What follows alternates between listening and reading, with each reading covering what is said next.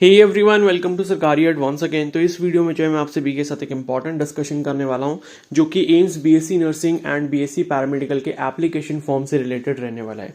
तो 2024 में अगर आप ये सोच रहे हो कि आपको रजिस्ट्रेशन करना है AIIMS BSc nursing entrance exam या फिर एम्स के बीएससी पैरामेडिकल एंट्रेंस एग्जाम और उसी के कोर्स के रिगार्डिंग, तो आपको किन किन डॉक्यूमेंट्स की नीड होती है रजिस्ट्रेशन के टाइम पे, वो हम लोग इस वीडियो में जो है डिटेल में डिस्कस करने वाले हैं। तो आप सभी से रिक्वेस्ट है कि वीडियो को प्लीज पूरा एंड तक देखना। एंड बाकी एम्स के रिगार्डिंग में काफी और भी वीडियोस अपलोड कर चुका हूं, चाहे वो बीएससी नर्सिंग एंट्रेंस एग्जाम हो या फिर बीएससी पैरामेडिकल एंट्रेंस एग्जाम हो, तो दोनों के रिगार्डिंग मैंने काफी और भी वीडियोस अपलोड करी है। कैटेगरी सर्टिफिकेट आपको कौन सा चाहिए होता है, किस तरीके का वैलिड होता है, ठीक है, और सिलेबस वगैरह क्या रहता है, एंट्रेंस एग्जाम का पैटर्न क्या रहता है, कितने नंबर ऑफ क्वेश्चन पूछे जाते हैं, नेगेटिव मार्किंग होती है नहीं होती है, पेपर आपका किस लैंग्वेज में होता है, और एग्जाम सेंटर्स कहाँ कहाँ पर है पूरे इंडिया में। तो ये सारी चीज़ों पर मैंने ऑलरेडी वीडियो बनाई है, तो आप जाकर चाहो तो उनको भी चेकआउट कर सकते हो। प्लेलिस्ट का लिंक जो है मैं आपको कमेंट सेक्शन में प्रोवाइड कर दूंगा, वहां से जाके आपको बाकी की वीडियोस जो है वो मिल जाएंगी, ठीक है। और सबका ये डाउट है कि भाई बीएससी पैरामेडिकल का क्या एग्जाम सेंटर सिर्फ दिल्ली में है, तो इसका आंसर है नो। पिछले साल से आपके काफी सारे एग्जाम सेंटर्स जो है वो बीएससी पैरामेडिकल के लिए और इंक्लूड हो चुके हैं, ठीक है। तो वो भी शायद आपको वीडियो मिल जाएगी, नहीं होगी तो मैं अपलोड कर दूंगा उसे दोबारा। तो अभी हम लोग इस वीडियो में डिटेल में डिस्कस करेंगे कि जब आप एप्लीकेशन फॉर्म फिल करोगे तो आपको कौन कौन से डॉक्यूमेंट जो हैं वो चाहिए होंगे, ताकि आप अभी से उनको प्रिपेयर करके रख लो, ठीक है। और बाकी ये भी बात करेंगे कि क्या कैटेगरी सर्टिफिकेट आपका अपलोड होता है नहीं होता है, और होता है तो क्यों होता है और नहीं होता तो क्यों नहीं होता है, ठीक है। तो इन सब चीज़ों पर हम लोग डिस्कशन करेंगे। और दूसरी इंपॉर्टेंट चीज़ ये है कि एप्लीकेशन फॉर्म आपके जल्दी ही आने वाले हैं, तो जो भी मैं आपको डॉक्यूमेंट्स इस वीडियो में बताऊंगा प्लीज़ आप उनको जो है अरेंज करके रख लें। अगर आपके पास वो चीज़ें नहीं है तो आप उनको अरेंज कर लें, और अगर लगता है आपको किसी डॉक्यूमेंट में कोई गलती है तो उसको प्लीज़ जल्दी से जल्दी जो है सही करवा लें, ठीक है। क्योंकि ये होता है कि जब भी आपका अगर मान लो सिलेक्शन होने वाला है, काउंसलिंग हो रही है, एडमिशन प्रोसेस चल रहा है, और वहाँ पे डॉक्यूमेंट में कोई भी छोटी मोटी गड़बड़ी भी अगर निकल जाती है तो आपका जो है एडमिशन कैंसिल हो जाता है। तो ये सारी चीज़ें आपको बहुत अच्छे से ध्यान रखनी है। तो स्टार्ट कर लेते हैं। तो यहाँ पर आपकी स्क्रीन पे जो आपको दिख रहा है वो 2023 का प्रोस्पेक्टस है या इन्फॉर्मेशन ब्रोशर है। तो इसी के थ्रू हम लोग देखेंगे कि कौन कौन से डॉक्यूमेंट्स आपको रजिस्ट्रेशन के टाइम पर चाहिए होते हैं और अपलोड करने होते हैं, ठीक है। तो यहाँ पर आ जाते हैं हम लोग, ये ठीक है। तो इंस्ट्रक्शन फॉर ऑनलाइन एप्लीकेशन ये है, और मैं ऑलरेडी आपको बता भी चुका हूँ, एक वीडियो मैंने अपलोड करी थी कुछ दिन पहले जिसमें मैंने आपको बताया था कि रजिस्ट्रेशन जो है कैसे कैसे होता है। मैंने आपको बताया था कि दो पार्ट्स में होता है। पहले आपका एक बेसिक रजिस्ट्रेशन होता है, और बेसिक रजिस्ट्रेशन जिसका एक्सेप्ट हो जाता है, जो सही से करता है, उसका फिर फाइनल रजिस्ट्रेशन होता है। अगर बेसिक रजिस्ट्रेशन रिजेक्ट हो गया तो फिर आपको सिर्फ एक मौका दिया जाता है करेक्शन करने का। अगर आपने वो करेक्शन सही से कर लिया और एक्सेप्ट हो गया तो आप फाइनल रजिस्ट्रेशन कर पाते हो, अदरवाइज नहीं कर पाते। तो रजिस्ट्रेशन जब भी करो प्लीज इसको हल्के में मत लेना, क्योंकि यहां पर होता क्या है कि जैसे बाकी और प्लेटफॉर्म पे तो क्या है कि आपने एक बार एप्लीकेशन फॉर्म अगर भर लिया और पेमेंट अगर मान लो आपने नहीं करी, और मान लो आपसे कोई गलती हो गई, तो आप उसको बीच में भी करेक्ट कर सकते हो, या फिर आप ये सोचते हो कि भाई दूसरा मोबाइल नंबर, दूसरा ईमेल आईडी डाल के जो है हम दोबारा से रजिस्ट्रेशन कर लेंगे। लेकिन यहां पर क्या प्रॉब्लम होती है, यहां पर आपका आधार नंबर भी लिंक हो जाता है। तो एक बार अगर आपने आधार नंबर डाल दिया और उससे अगर रजिस्ट्रेशन कर लिया तो दोबारा रजिस्ट्रेशन करने की कोई भी पॉसिबिलिटी आपके पास नहीं बचेगी। तो इस चीज को ध्यान रखना। तो जब भी रजिस्ट्रेशन करो सारी चीजें पहले अच्छे से समझ लो। कोई भी डाउट होता है तो कमेंट सेक्शन में मेरे को बता दो, सो दैट कि मैं उसको अपनी अपकमिंग वीडियो में इंक्लूड कर लूं, ठीक है। तो बाकी जैसे ही इसका फॉर्म आएगा मैं आपको स्टेप बाय स्टेप बताऊंगा वीडियो में कि आपने रजिस्ट्रेशन कैसे करना है। हर पॉइंट को लेकर मैं क्लियर कट डिस्कशन करूंगा, तो वो सारे पॉइंट समझने के बाद ही आप अपना रजिस्ट्रेशन करना। कुछ बच्चे होते हैं ऐसे जो जल्दीबाजी में पहले दिन या दूसरे दिन ही रजिस्ट्रेशन करने लग जाते हैं, जबकि उनको सारी चीजें कुछ पता नहीं होते। तो मैं आपसे बोलता हूं कि भाई आपको लगभग 1 महीने का टाइम यहाँ पर दिया जाता है रजिस्ट्रेशन का, तो आपको पैनिक नहीं करना कि भाई पहले दिन आया तो हमने पहले दिन ही रजिस्ट्रेशन कर लिया, ठीक है। तो उससे आपकी कोई सीट कंफर्म नहीं हो जाएगी, उसके लिए आपको एंट्रेंस एग्जाम अच्छे से देना ही पड़ेगा। तो पहले फॉर्म भरोगे तो इसका मतलब ये नहीं कि आपको सीट जल्दी मिल जाएगी या सीट आपको कंफर्म मिल जाएगी। तो फॉर्म सही से भरना इज इंपॉर्टेंट हेयर, फॉर्म जल्दी भरना इज नॉट इंपॉर्टेंट। तो ये चीज आपको समझनी है, ठीक है। तो यहां पर ये प्रोसेस लिखा है। तो पहले आपका द पार प्रोसेस होता है। पार प्रोसेस का मतलब ये बेसिक रजिस्ट्रेशन होता है। इसमें आपको अपनी कुछ पर्सनल डिटेल्स फिल करनी होती है, आपने फोटो वगैरह अपलोड करना होता है, कुछ डॉक्यूमेंट्स अपलोड करने होते हैं, और उसके बाद आपका बेसिक रजिस्ट्रेशन हो जाता है। इसमें आपको फी पेमेंट नहीं करना होता। तो फीस जो होती है आपकी पे, वो आपकी फाइनल रजिस्ट्रेशन वाले प्रोसेस में होती है। तो पहले आपका पार प्रोसेस होता है, ठीक है, जिसमें आपका बेसिक रजिस्ट्रेशन होगा। उसके बाद यहां पर लिखा है स्क्रूटनी ऑफ इमेजेस। तो जब आप बेसिक रजिस्ट्रेशन करते हो तो आपका पासपोर्ट साइज फोटोग्राफ, आपका सिग्नेचर, और आपका लेफ्ट हैंड का थंब इम्प्रेशन, ये 3 चीजें आपसे अपलोड करवाई जाती हैं। और ये 3 चीजें अगर आपने सही से अपलोड नहीं करी या ब्लर हुई या आपने जो है क्वालिटी उसकी अच्छे से मेंटेन नहीं करी या जो उन्होंने साइज की रिक्वायरमेंट मांगी है उसके बेसिस पर अगर आपने ये तीनों चीजें अपलोड नहीं की तो आपका बेसिक रजिस्ट्रेशन जो है रिजेक्ट कर दिया जाता है। उसके बाद सिर्फ आपको एक चांस दिया जाता है और उसमें भी फिर आपने दोबारा से ऐसी गलती कर दी तो आप रजिस्ट्रेशन प्रोसेस से हो जाते हो बाहर, यानी कि इस साल का एम्स में जाने का सपना हो गया आपका बेकार। ठीक है, तो ये चीज आपने ध्यान रखनी है। तो इमेजेस कैसे अपलोड करनी होती है, उसको कैसे क्रॉप करना है, कैसे उसको रिसाइज करना है, कैसे उसको क्लिक करना है, ये सारी चीजें मैं आपको समझाऊंगा। टेंशन लेने की बिल्कुल भी जरूरत नहीं है। ठीक है, तो पहले आप ये बेसिक रजिस्ट्रेशन करते हो, उसमें जो इमेजेस अपलोड करते हो वो इमेजेस की स्क्रूटनी होती है। स्क्रूटनी का मतलब कि वेरीफाई किया जाता है कि आपने सही से इमेज को अपलोड किया है या नहीं किया है। किया होता है तो वो पास कर देते हैं आपका रजिस्ट्रेशन। ठीक है, एक्सेप्ट हो जाता है, अदरवाइज वो रिजेक्ट कर देते हैं। ओके, तो अगर मान लो एक्सेप्ट कर लिया उन्होंने तो आपका एक्सेप्टेड बेसिक रजिस्ट्रेशन हो जाएगा। उसके बाद क्या है, जिनका बेसिक रजिस्ट्रेशन एक्सेप्ट हो जाता है वो अपना करते हैं फिर फाइनल रजिस्ट्रेशन। अब फाइनल रजिस्ट्रेशन में आपके 3 प्रोसेस होते हैं। एक होता है जनरेशन ऑफ RUC कोड, एक कोड होता है 7 डिजिट का, वो आपको जनरेट करना होता है। तो जिस भी कोर्स के लिए आप अप्लाई कर रहे हो, जैसे BSc नर्सिंग के लिए कर रहे हो, BSc पैरामेडिकल कर रहे हो, तो उस पर्टिकुलर कोर्स के लिए आपको क्या करना होगा, वो कोड जनरेट करना होगा। वो कोड जनरेट करने के बाद आप एक बार लॉग इन करते हो फाइनल रजिस्ट्रेशन के लिए, और फाइनल रजिस्ट्रेशन के लॉग इन करने के लिए आप वहां पर कुछ और डिटेल्स वगैरह फिल करते हो, अपना जो एग्जाम सिटी है वो चूज करोगे और उसके बाद अपनी फीस जो है वो पेमेंट कर दोगे। ठीक है, तो और एक चीज और ध्यान रखना कि फी पेमेंट में यहां पर बहुत ज्यादा फेलियर होते हैं, यानी कि पैसे आपके अकाउंट से कट जाते हैं और उसके बाद भी फीस वहां पर सक्सेसफुल नहीं होती। तो उसको भी सही तरीके से कैसे करना है वो भी मैं आपको अच्छे से बताऊंगा जब हम लोग फॉर्म फिल करने की वीडियो को पूरा देख रहे होंगे। ठीक है, और कोशिश यही करना कि जब भी आप पेमेंट यहां पर करोगे तो वो पेमेंट आप कार्ड से करना, चाहे आप डेबिट कार्ड से करो या क्रेडिट कार्ड से करो, लेकिन यूपीआई जो है वो आप अवॉइड करना। यूपीआई से पेमेंट मत ही करना तो अच्छा है, क्योंकि यूपीआई में फेलियर के चांसेस बहुत ज्यादा होते हैं। ओके, तो ये सारी चीजें होने के बाद आपका एप्लीकेशन फॉर्म हो जाता है कंप्लीट। अब आ जाते हैं यहाँ पे कि आपको क्या क्या चीजें यहाँ पर चाहिए होती हैं। ठीक है, तो यहाँ पर मैं आपको दिखा देता हूँ, ये लिखा है what you need to know before you register. ठीक है, और उसके बाद ये कुछ स्टेप्स वगैरह लिखे हैं, तो इसको तो मैं अलग से बताऊंगा आपको जब हम फॉर्म फिल करने का पूरा प्रोसेस देख रहे होंगे डिटेल में।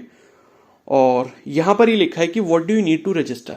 तो बेसिक रजिस्ट्रेशन करने के लिए आपको क्या क्या चीजें चाहिए होंगी पहले हम वो देखते हैं, उसमें ये आपके सारे डॉक्यूमेंट्स भी आ जाएंगे। ठीक है, तो ये तो आपका पर्सनल डेटा हो गया, जैसे कि आपका नाम हो गया, फादर नेम हो गया, मदर नेम हो गया, एड्रेस हो गया, डेट ऑफ बर्थ हो गया। अब यहाँ पर मैं आपको एक मोस्ट इंपॉर्टेंट चीज बताता हूँ कि ये जो आपकी पर्सनल डिटेल्स होती हैं, जैसे आपका खुद का नेम हो गया, आपके फादर का नेम हो गया, मदर का नेम हो गया और डेट ऑफ बर्थ हो गई, ये 4 चीजें जो हैं ये आपने वही फिल करनी होती हैं जो आपने क्लास 10th की मार्कशीट में अपनी डलवाई है। यानी कि क्लास 10th सभी ने पास कर रखा होगा जो इस एप्लीकेशन फॉर्म को फिल कर रहे होंगे। भले ही जिसका इस साल 12th है वो भी अगर फिल कर रहा है तो उसकी 10th की मार्कशीट आ चुकी होती है।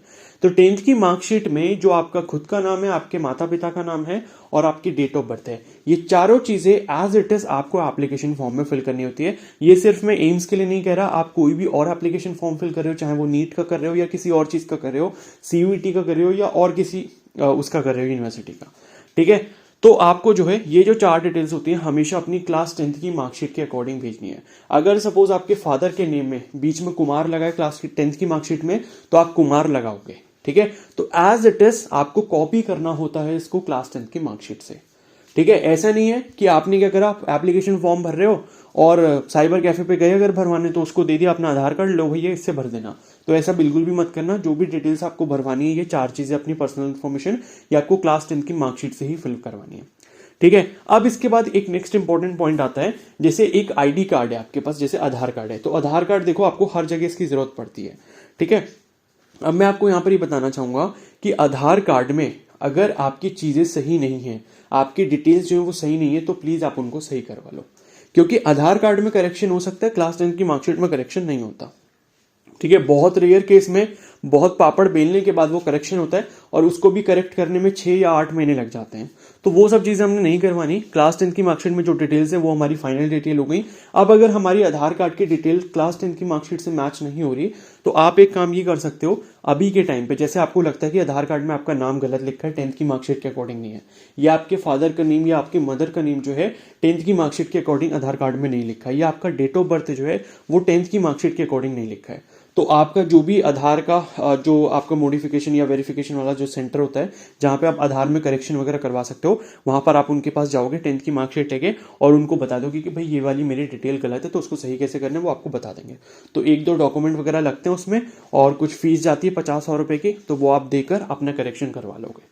तो ये काम आप अभी से करवा के रखो, वरना आपको अदरवाइज जो है फ्यूचर में प्रॉब्लम होगी, क्योंकि जब आप एंट्रेंस एग्जाम सेंटर पे देने जाओगे तो आपकी जो डिटेल वेरीफाई होंगी वो आपके आधार कार्ड से होंगी, ठीक है। और आधार कार्ड में किसी के बचपन का फोटो लगाए, 4 साल का 5 साल का जब वो था तब उसका आधार कार्ड बना था, तो अपनी फोटो को भी चेंज करवा लेना। तो ये सारे काम जो है आपने आधार कार्ड में जरूर करवा लेने, अगर किसी को ऐसा लगता है कि मेरा आधार कार्ड अभी के टाइम पे मेरा प्रॉपर बिल्कुल भी नहीं है, ठीक है। तो मदर नेम, फादर नेम, आपका खुद का नाम और डेट ऑफ बर्थ और आपका फोटो, ये पांचों चीजें आपकी बिल्कुल सही होनी चाहिए। और फोटो तो आपका अभी का होना चाहिए, बाकी 4 डिटेल्स आपकी क्लास 10th की मार्कशीट से मैच करनी चाहिए। तो एक चीज तो ये हो गई पहला कि आईडी प्रूफ आपका बिल्कुल अरेंज होना चाहिए, बिल्कुल सही होना चाहिए। अब उसके बाद है, इन्होंने लिखा है इसके बाद डेट ऑफ बर्थ के बाद कैटेगरी सर्टिफिकेट। तो इन्होंने लिखा है कि please have relevant valid certificate well in hand, ठीक है। तो आपके पास तैयार होना चाहिए, ऐसे उन्होंने लिखा है। लेकिन मैं आपको बता दूं कि एप्लीकेशन फॉर्म फिल करते टाइम आपको कैटेगरी सर्टिफिकेट अपलोड करना मैंडेटरी नहीं होता, यानी कि जरूरी नहीं होता, वो ऑप्शनल होता है। आपके पास अगर है तो आप कर सकते हो, नहीं है तो आप उसको स्किप कर सकते हो। लेकिन फाइनल जो आपको चाहिए होता है, मतलब जो सबसे ज्यादा आपको जो जरूरत पड़ती है यहाँ पे इसकी कैटेगरी सर्टिफिकेट की, वो आपको पड़ती है काउंसलिंग के टाइम पे, ठीक है। काउंसलिंग के टाइम पे ये क्या करवाते हैं, जब आपका एग्जाम हो जाता है, एग्जाम होने के बाद जब इसका रिजल्ट आ जाता है, रिटर्न एग्जाम का रिजल्ट आ जाता है, तो रिजल्ट के बाद, रिजल्ट के 2 या 3 दिन बाद जो है वहां पर लिंक आता है जहां पर आपको अपना कैटेगरी सर्टिफिकेट अपलोड करना होता है। तो अगर आप ओबीसी से बिलोंग करते हो तो ओबीसी का सर्टिफिकेट अपलोड करोगे, ईडब्ल्यूएस से बिलोंग करते हो तो उसका सर्टिफिकेट अपलोड करोगे, एससी से करते हो, एससी एसटी वालों को शायद नहीं करना पड़ता, ओबीसी और ईडब्ल्यूएस वालों को ही करना पड़ता है। और दूसरी चीज उन्होंने ये लिखी है कि अगर आप ओबीसी से बिलोंग करते हो तो आपका सर्टिफिकेट जो है सेंट्रल गवर्नमेंट के इंस्टीट्यूशन में वैलिड होना चाहिए। अब इसका मतलब क्या है कि ओबीसी और ईडब्ल्यूएस के लिए मैं आपको अलग से बता रहा हूं कि ओबीसी और ईडब्ल्यूएस वालों का सर्टिफिकेट जो है सेंट्रल गवर्नमेंट के फॉर्मेट पे बना होना चाहिए, यानी कि सेंट्रल वाला होना चाहिए। अब इसके ऊपर पूरी मैंने डिटेल में वीडियो बनाई है, वो आपको उस प्लेलिस्ट में मिल जाएगी, वहां जाके जरूर चेकआउट कर लेना अगर आपने अभी तक नहीं देखी, ठीक है। और सर्टिफिकेट कब से कब तक का होना चाहिए, ये सारी डिटेल भी मैंने आपको उस वीडियो में बनाई थी। अगर आप ईडब्ल्यूएस से बिलोंग कर रहे हो तो 1 अप्रैल 2024 के बाद का आपका सर्टिफिकेट होना चाहिए, ठीक है। यानी कि अगर आपने अभी ईडब्ल्यूएस का बनवा भी रखा है तो फिर भी आपको 1 अप्रैल के बाद दोबारा रिन्यू करवाना पड़ेगा, और सर्टिफिकेट जो वो आपका सेंट्रल के फॉर्मेट पे ही होना चाहिए। और ओबीसी के केस में आपका जो सर्टिफिकेट है वो पिछले साल के जून के बाद का होना चाहिए, यानी कि पिछले साल के जुलाई से लेके इस साल के मई तक के बीच में अगर आपका बना होगा वो भी सेंट्रल के फॉर्मेट पे, तो वो 100% वैलिड होगा। बाकी एससी एसटी का कभी भी बना हो, कैसा भी बना हो, स्टेट वाला बना हो, सेंट्रल वाला हो, सब चल जाते हैं, ठीक है। लेकिन एप्लीकेशन फॉर्म फिल करते टाइम आपको जो है सर्टिफिकेट अपलोड करना मैंडेटरी नहीं होता है, ठीक है। ये चीज आप समझ लो। और कुछ बच्चों का डाउट ये रहता है कि सर ये जो है कि जनरल में सीटें ज्यादा रहती हैं एंड ईडब्ल्यूएस में सीटें कम रहती हैं, तो हम जनरल से क्यों ना फॉर्म भरें, हम ईडब्ल्यूएस से क्यों भर रहे हैं। तो ये जो आपका डाउट है इसको मैं एक अलग वीडियो में कवर करूंगा। और मैं आपको बता दूं कि अगर आपके पास अपॉर्चुनिटी है कि आप ईडब्ल्यूएस का सर्टिफिकेट बना सकते हो और ईडब्ल्यूएस कोटा से आप अप्लाई कर सकते हो, तो प्लीज आप ये काम जरूर कर लेना। आप ईडब्ल्यूएस कैटेगरी को सिलेक्ट करके ईडब्ल्यूएस का सर्टिफिकेट के बारे में आप पता कर लो कि आपका सर्टिफिकेट बन सकता है या नहीं बन सकता है। अगर बन सकता है तो प्लीज एप्लीकेशन फॉर्म जो है ईडब्ल्यूएस कैटेगरी से ही फिल करना। और यहां पर एक चीज और क्लियर कर दूं कि एप्लीकेशन फॉर्म में जो आपकी एक बार कैटेगरी हो जाती है वही आपकी लास्ट तक रहती है, क्योंकि कुछ बच्चे ये बोलते हैं कि सर हमारा सर्टिफिकेट तो अभी बाद में बना है, क्या हम अपनी कैटेगरी को चेंज कर सकते हैं। तो कैटेगरी आपकी बिल्कुल भी चेंज नहीं होती, ठीक है। बट ये हो सकता है कि जैसे मान लो अगर आपने ईडब्ल्यूएस कैटेगरी अभी फिल कर दी या ओबीसी कैटेगरी अगर आपने अभी फिल कर दी और बाद में मान लो आपके पास सर्टिफिकेट नहीं होता ईडब्ल्यूएस ओबीसी का, तो उस केस में आपको जनरल कैटेगरी से सीट मिल सकती है, इतना हो सकता है, ठीक है। लेकिन अगर आपने जनरल पहले ही कर दी और बाद में आपका ईडब्ल्यूएस का सर्टिफिकेट बन गया या ओबीसी का सर्टिफिकेट बन गया, तो आपकी कैटेगरी चेंज नहीं होगी और उसका एडवांटेज आपको कुछ भी नहीं मिलेगा। तो अगर आप जनरल कैटेगरी में आते हो और आपको ये लगता है कि मेरा ईडब्ल्यूएस सर्टिफिकेट बन सकता है, उसके लिए आपको तहसील जाके पता करना पड़ेगा कि क्या मेरा ये बन पाएगा या नहीं बन पाएगा, ठीक है। तो ये सारी चीजें मैंने आपको उस वीडियो में बताई है, जाकर देख लेना। तो कैटेगरी सर्टिफिकेट से रिलेटेड बात हो गई, ये आपको चाहिए होगा लेकिन काउंसलिंग के टाइम पे चाहिए होगा, ठीक है। अभी रजिस्ट्रेशन के टाइम पे ये नहीं चाहिए होता है तो अच्छी बात है, नहीं है तो कोई प्रॉब्लम नहीं है। अब उसके बाद एक चाहिए होगा आपको आईडी कार्ड। तो यहाँ पर ये आईडी कार्ड के बारे में लिखा है, जैसे आपके पास अगर पासपोर्ट है, पैन कार्ड है, ठीक है, वोटर आईडी कार्ड है, आधार कार्ड है, ठीक है, या फिर 12th बोर्ड का एडमिट कार्ड है, तो ये सारे आपके चल जाएंगे एज आईडी कार्ड। तो मैं तो भाई सबको यही बोलता हूँ कि भाई अपना आधार कार्ड एकदम इंटैक्ट रखो। आधार कार्ड में जो इन्फॉर्मेशन है वो क्लास 10th की मार्कशीट से मैच करवा के रखो। अगर आधार कार्ड रहेगा फिर और किसी और आईडी की जरूरत नहीं होती। ठीक है, तो इतना काम तो आप कर ही लोगे। और उसके बाद जो है नेक्स्ट जो चीज़ें आपको चाहिए होंगी फिर है आपका यहाँ पर कलर्ड फोटोग्राफ। तो फोटोग्राफ के लिए भी कुछ इंस्ट्रक्शंस होते हैं यहाँ पे, वो आप समझ लो, क्योंकि बच्चे फिर बाद में ध्यान नहीं देते और फिर उनका फॉर्म हो जाता है रिजेक्ट। तो फोटोग्राफ जो है वो आपको अपलोड करना होता है यहाँ पे। ठीक है, फॉर्म में जो है अपलोड करना होता है। ये कैसे क्लिक करना होता है, कैसे इसको रिसाइज करना होता है, कैसे इसको क्रॉप करना होता है, वो सारी चीज़ें मैं आपको बताऊंगा। वो उस चीज़ पर ध्यान मत दो। वो फोटो आपका कैसा पासपोर्ट साइज होता है। अब ये पासपोर्ट साइज फोटो जो है वो आपको फोटोग्राफर के पास जाने की जरूरत नहीं है, बिल्कुल भी वहां पर क्लिक करवाने की जरूरत नहीं है। बच्चे क्या करते हैं कि उनके घर पे क्या होता है, उनका खुद का पासपोर्ट साइज फोटोग्राफ होता है और उसकी फोटो फोन से खींच के फिर अपलोड कर देते हैं फॉर्म में। तो ऐसा बिल्कुल भी नहीं करना। करना क्या है वो मैं आपको बताऊंगा जब हम एप्लीकेशन फॉर्म फिल कर रहे होंगे। ठीक है, अब फोटो आपका कैसा होना चाहिए उसके बारे में थोड़ा सा देख लो कि आपकी फोटो का जो बैकग्राउंड है वो आपका व्हाइट बैकग्राउंड होना चाहिए। तो घर पर कहीं भी कोई व्हाइट कलर की दीवार हो, व्हाइट कलर का कर्टेन हो, उसके आगे खड़े होकर अपना फोटो खिंचवा लेना। खुद खींच लेना या फिर खिंचवा लेना। ठीक है, इसमें लिखा है कि प्रोफेशनली लेना चाहिए, मतलब मोबाइल फोन से नहीं होना चाहिए, बट ऐसा कुछ भी नहीं है। ठीक है, जो चीज़ मैं कह रहा हूँ उसको मान लेना। तो कलर्ड फोटोग्राफ होना चाहिए और प्रोफेशनली का मतलब कि ठीक ठाक तरीके से आपने लिया हो, ब्लर ना हो ऐसा, और फेस उसमें एकदम क्लियर होना चाहिए और विद इन लास्ट 6 मंथ का होना चाहिए। और गॉगल्स वगैरह आप ना लगाएं। अगर कोई स्पेक्स लगाता है यानी कि कोई चश्मा लगाता है, ठीक है, जनरली तो अपना चश्मा उतार के ही आप फोटो क्लिक करवाएं तो वो ज़्यादा अच्छा रहेगा, क्योंकि फोटो में क्या होता है फिर उस चश्मे की वजह से रिफ्लेक्शन वगैरह आ जाता है तो फोटो क्लियर नहीं आता। तो आपका जो है फेस एक तो कवर नहीं होना चाहिए। कोई कैप वगैरह लगा के फोटो खिंचवाता है तो ऐसा भी नहीं करना। फेस एकदम खाली होना चाहिए, हेड के ऊपर कुछ भी ऐसा नहीं होना चाहिए और गॉगल्स वगैरह नहीं होने चाहिए। चश्मा वगैरह ना ही लगाओ तो अच्छा है। ठीक है, और बाकी आपके ईयर्स वगैरह भी दिखने चाहिए। ठीक है, कान दिखने चाहिए उस फोटो में, हेड दिखना चाहिए। तो हेड का जो एरिया मतलब जो आपका सिर है, पूरा फेस जो है उसका 80% एरिया होना चाहिए पूरे फोटो में।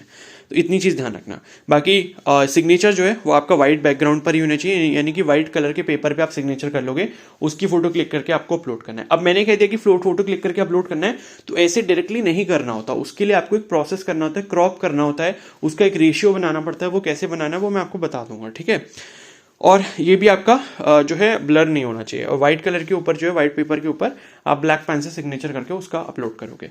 तीसरी चीज़ जो है यहाँ पर इनके साथ वो है आपका लेफ्ट हैंड का thumb impression on white paper.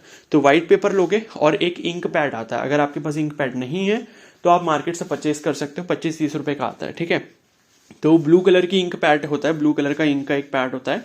तो उस पर क्या करते हो आप अपना अंगूठा लगाते हो और अंगूठा लगाने के बाद वहां से पेपर पे अंगूठा लगा देते हो, क्लियर। उससे क्या होता है आपका थंब इम्प्रेशन आ जाता है। ठीक है, और ध्यान के रखना है कि ये जो थंब इम्प्रेशन है वो लेफ्ट हैंड का होना चाहिए सबका। बॉयज तो मतलब बीएससी नर्सिंग के लिए अप्लाई नहीं कर सकते, लेकिन अगर बीएससी पैरामेडिकल के लिए कर रहे हैं बॉयज, तो उस केस में भी बॉयज का भी और गर्ल्स का भी दोनों का ही लेफ्ट हैंड का रहेगा। ठीक है, तो ये इतनी चीज़ें हो गई। अब इसके बाद जो है और आपको यहाँ पर आई डोंट थिंक इसके बाद और कोई डॉक्यूमेंट चाहिए होता है। ठीक है, तो इतने ही आपको यहाँ पर डॉक्यूमेंट चाहिए होते हैं और बाकी ये तो आपके पेमेंट वगैरह के मोड इन्होंने दिए हुए हैं। ठीक है, और बाकी अगर मतलब ये है कि SC/ST हो गया या फिर PWD कैटेगरी हो गया, तो आपके पास सर्टिफिकेट जो वो रेडी रहना चाहिए, सर्टिफिकेट आपका होना चाहिए। अदरवाइज फिर आपको काउंसलिंग में जो है प्रॉब्लम आएगी। ठीक है, तो जिस भी कैटेगरी से आप अप्लाई करोगे उसका एक तो कैटेगरी सर्टिफिकेट होना चाहिए। आईडी कार्ड मैंने बता दिया, आधार कार्ड अपडेट करवा के रखो, किसी के में कुछ भी गड़बड़ है। ठीक है, किसी का नाम वगैरह अगर 10th की मार्कशीट से मैच नहीं हो रहा तो आधार कार्ड में उसे ज़रूर सही करवा लो। 10 से 15 दिन का टाइम लगता है, तो जितना जल्दी करवा लोगे उतना अच्छा रहेगा। और बाकी फोटोग्राफ हो गया, सिग्नेचर हो गया, थंब इम्प्रेशन हो गया, इतनी चीज़ें चाहिए होती है। कैटेगरी सर्टिफिकेट फॉर्म में अपलोड नहीं किया जाता। तो मैंने काफ़ी सारी चीज़ें यहाँ पर क्लियर कर दी हैं और बाकी फोटो वगैरह कैसे क्रॉप करना है, कैसे अपलोड करना है, ये मैं आपको तब बता दूंगा जब आपका फॉर्म आ जाएगा। तो फॉर्म के टाइम पर हम ये सारी चीज़ें देख लेंगे। और इसके रिगार्डिंग और भी अगर आपको कोई डाउट है तो कमेंट सेक्शन में आप मेरे को ज़रूर बता सकते हो। ठीक है, और बाकी जो भी मैंने वीडियोस अपलोड करी हैं इस फॉर्म के रिगार्डिंग, तो वो आप जो है एक बार ज़रूर देख लेना। और बाकी नीट के फॉर्म अभी आए हुए हैं, तो जिसको नीट का फॉर्म भी फिल करना है वो नीट का फॉर्म भी फिल कर सकता है। तो टाइमली कर लेना, ताकि लास्ट टाइम पे रश होता है काफ़ी ज़्यादा एंड फिर सर्वर डाउन वगैरह की प्रॉब्लम चलती है इस वजह से। ओके, तो लाइक आप ये सारी चीज़ें फॉलो करते रहोगे तो आपको कोई भी चीज़ में प्रॉब्लम नहीं आने वाली है। और इसके बाद यहाँ पर मतलब जैसे जैसे प्रोसेस होता रहेगा जब आपका फॉर्म आएगा तब मैं आपको अपडेट कर दूंगा। उसके बाद रजिस्ट्रेशन कैसे करना है स्टेप बाय स्टेप मैं आपको बता दूंगा सारी चीज़ें। तो प्लीज़ कोई भी जल्दबाजी मत करना फॉर्म सबमिट करने में, पहले सारी चीज़ें अच्छे से समझ लेना, उसके बाद ही आप अपना फॉर्म फिल करना और उसके बाद ही उसको सबमिट करना। बिकॉज एग्ज़ाम तो आप दे रहे हो, एग्ज़ाम की तैयारी आप अच्छे से कर रहे हो, लेकिन अगर फॉर्म सही से फिल नहीं हो पाया तो आपकी सारी तैयारी यहाँ पर ख़राब हो जाएगी। तो इसलिए मैं आपको इतनी बार बोलता हूँ कि भाई फॉर्म जब भी फिल करो प्लीज़ केयरफुली फिल करना, ठीक है। तो अब इस वीडियो को यहीं पर एंड करते हैं। आई होप आपको काफ़ी सारी चीज़ें यहाँ पर क्लियर हो गई होंगी, और चैनल पर अगर आप नए हो तो ज़रूर सब्सक्राइब कर लेना एंड बेल आइकन को प्रेस कर लेना। तो जैसे ही एप्लीकेशन फॉर्म रिलीज होता है मैं आपको अपडेट कर दूंगा, और बाकी इसके रिगार्डिंग और भी जो चीज़ें हैं उसके बारे में मैं आपको टाइम टू टाइम बताता रहूँगा। Okay, so thank you and have a nice day.